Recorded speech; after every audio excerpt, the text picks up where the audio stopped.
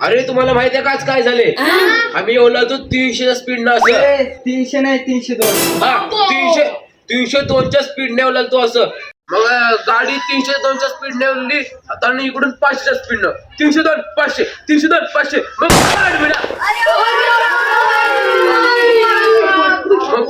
टक्कर झाली. जिकडं तिकडं सगळं उडले. काय झालं त्या गाडीतून एक माणूस उतरला.